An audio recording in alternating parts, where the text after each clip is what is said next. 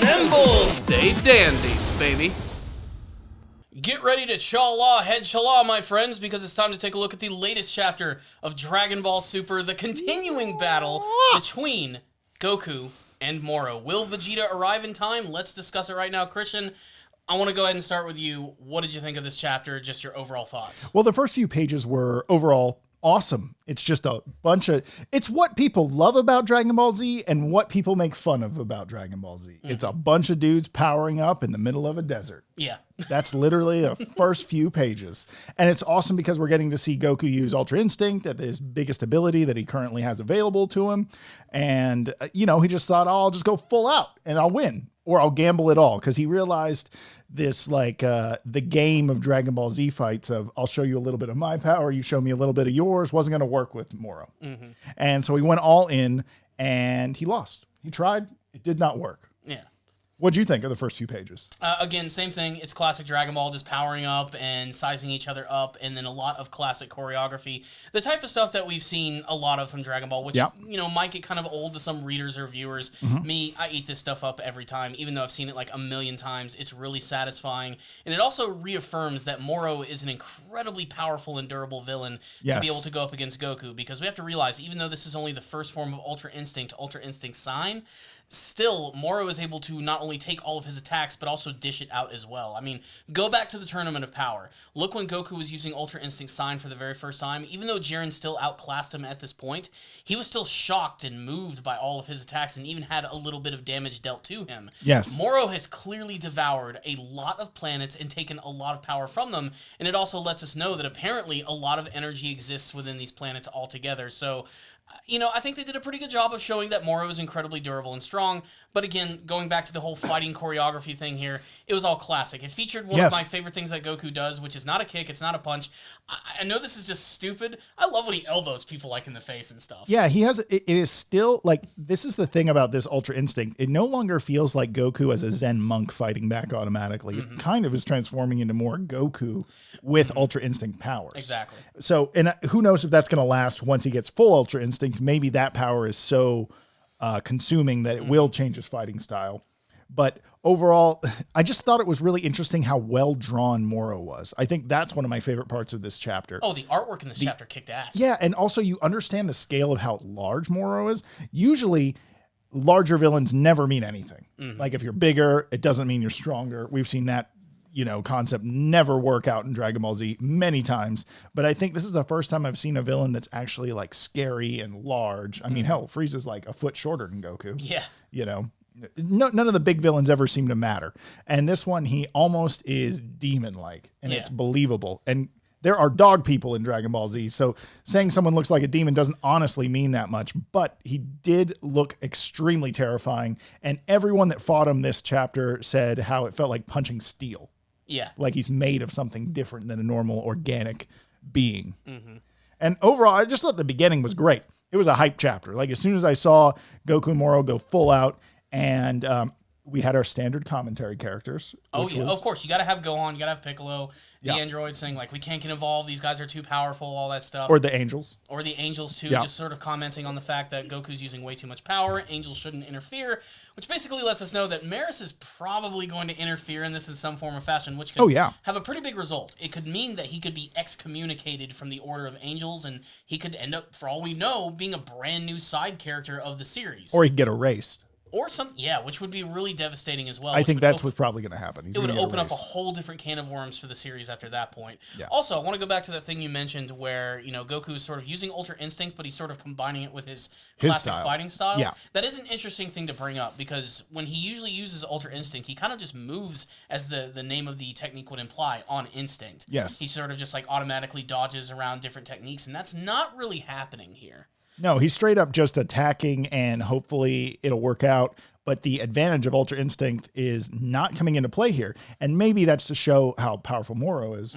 Mm-hmm. I get that. But at the same time, I feel like they're kind of going backwards with what that style was supposed to be about. Mm-hmm. It was supposed to be about, it's this, everyone's seen the guy when they, in all sorts of anime or cartoons or something, when someone powers up to the newest level, they're barely trying because they're so powerful. Remember when Neo became the One and he's just blocking people without meaning to automatically, or whenever the Avatar gets the Avatar state, he can just do all this stuff without trying. Like, that's what Ultra Instinct was supposed to be, but I just feel like they slapped the power up on Goku and they didn't really take all the characteristics that it was supposed to bring with it. But again, that's probably because Morro is so powerful, they want to show that off. And it could be serving a purpose as well, because the other big part of this chapter, of course, is Vegeta. Not only is he going to be finishing up his training with Paibara, but he's actually going to finally be making his way to Earth. And I really loved all of the small interactions we had on Paibara, because one, it adds a little bit of levity to all the intensity that's going on with this arc. The scene where he's trying to learn instant transmission instantly, and he just immediately goes into a trash can. I thought that was kind I of think funny. it's important to know that aliens also have trash service. That is a big Now deal. we know. Firmly established in this chapter right here with Paibara and all of his cronies. But we also get to learn that apparently, even though they have instant transmission, they are forbidden from using it when it comes to traveling from planet to planet. Which, you know, at first I was kind of like, that's kind of stupid. That kind of defeats the purpose. But again, I guess when it comes to just traveling on your planet and doing things like, and just using instant transmission and say like a really mundane way of like being in the Getting living the room groceries. or being in the living room and going to take a shit. Like, you can immediately go to the bathroom. I guess in that sense it's okay, but I love how, like, they draw the line there. Like, you can do it on the planet, but nowhere else.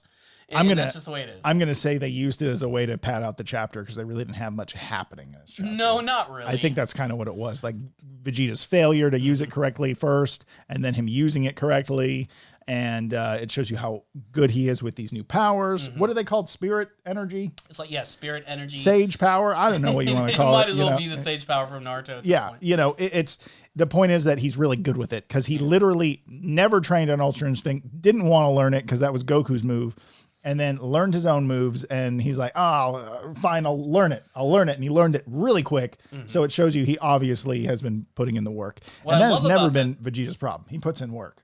And that is something that they bring up here. You know, it's just through his hard work and training that he was able to pull this off. And again, I love the fact that Vegeta did not learn Ultra Instinct perfectly, or not Ultra Instinct, Instant Transmission perfectly. What I love about that is because it lets us know, he has something else up his sleeve that we still haven't seen quite yet. Observation Hockey. Oh, sorry, that's a different series. My bad. Okay. Like, they could have made it seem like he's just there to learn Instant Transmission, and you know, even at the end, he could barely use it at all. But the fact that he learned it so quickly does show that he just has like a natural affinity to using like this sort of like spirit energy. Yeah. And I can't wait to see how that's going to manifest in the battle with Morro, because Paibara's like, I could just bring it to the planet right now, and since this is like an emergency, we'll do it. It's like, no, I got it. I got Kakarot's energy right here. And the end of the chapter is really cool, because not only do we get to see that Goku and Moro's battle is intensifying, Goku straight up loses. Not only does he get defeated by Morro, but all of his Ultra Instinct goes away. Android 17 and 18 decide to jump in and fight, which was a cool little twist. It's always great to see the side characters actually stand something of a chance. And what's cool about them, of course, is they don't have like key energy, so it can't be taken away from them. They still get beaten anyway. And then they don't get beaten. They just can't do anything. Yeah, they just cannot fight against Morro. He's just too ungodly powerful. But then Vegeta shows up, and of course it's the great hero moment you're all expecting. Vegeta's here, he's humble, but at the same time he's still classic Vegeta, talking down to the villain, getting ready to kick some ass, and then he finally powers up. And according to Piccolo, this is the brand new Super Saiyan Blue form that we saw at the end of Tournament of Power. The new darker bluer version? It's like, you know, his eyes look a little different, and you know, it's a little different than your regular Super Saiyan Blue. But of course, there's something different going on here. Of course, Vegeta is going to be utilizing a new technique, maybe combining it with that. Maybe he's biding his time and just seeing, maybe let's see if I can take Morro with just the standard spirit abilities, and if not, maybe then I'm just going to have to turn it up to 11. But the scene here is amazingly triumphant, and again, is just getting me more excited to see Vegeta in action, and my God, he better beat Morro. I love Goku. He's one of my favorite anime characters of all time, one of my favorite heroes of all time. But it's time for another hero to save the day. There's only been so many other times in the series where that's actually happened. In fact, the only other time that I can think about it is when Gohan fought against Cell, and he still needed Goku's help practically at the end of the day in order to make that happen, not to mention the help of all the other friends. But I want to see Vegeta just take the top spot here. He deserved it. It was robbed from him during the whole Return of Frieza arc. Yes. And I want him to just be the hero this time. Because again, and we have talked about this at length with our Dragon Ball Super reviews, Vegeta is the most developed character in all of Dragon Ball. His arc is the largest. You know, Goku honestly still hasn't changed, even though he's found out his biggest weakness. Well, technically, I would say he's made progress on that in this fight because he just went for it. I feel like Vegeta's just going to go for it. He has no reason to bullshit through this. You know, excuse my language, YouTube people. Let us monetize this video. The point is that everyone's growing here. This is not your traditional Dragon Ball Z fight. Also, if they lose, Moro's just going to zap the power of the planet and leave. Yeah. Like, he has no want of this planet. He doesn't want it. He doesn't care about it. He just wants to beat these people, take their energy, and leave and keep going. Yeah, there's no guarantee that this battle with Morro is going to end here. There's no promises here. There could be another twist to this arc. This could be the midway point of what could potentially be happening in this arc right here. There's so much that could happen. That being said, again, I still want to see Vegeta be top dog again. And like we said, going back to his characterization, I mean, look at Vegeta at the beginning of the series. This really entitled prince, the last member of his supposed race, and he felt that he was just entitled to everything. It was his. He didn't need help from anyone. He didn't accept training or masters. Now he is this really amazing, humble being. I mean, just seeing him interact with Paibara is an interesting concept of itself. We've seen him train with Beerus, but for him to so casually work with these goofy-looking aliens, which in the past he would have no problem in simply decapitating with a ki blast, this shows so much for his character, and I just love it. Vegeta was a character that in the past, I didn't really like him that much. I just thought he was just a one-note angry kind of character. Dragon Ball Super has completely changed my entire vision of who Vegeta is as a character, and he has gone from like being in the bottom top 10 favorite characters for me for being in the top 3 just because of Dragon Ball Super. It's like Vegeta, Goku, Yamcha. Like, no doubt. So I would completely agree with you about character development. I think that he's doing a lot, but at the same time, they're like, this arc feels like it's going by very fast. Like they're not wasting our time too much with things. This fight was like literally the Goku and Moro fight was like 4 pages. Yeah. I mean, and a lot happened. And it was simple stuff. Yeah. Like, they power up, they clash chi, ki or whatever you want to call it, hockey. And then, I'm sorry, there's many names at this point. It was just interesting seeing them fight and just get to it. Goku got defeated halfway through the chapter. There was angel banter.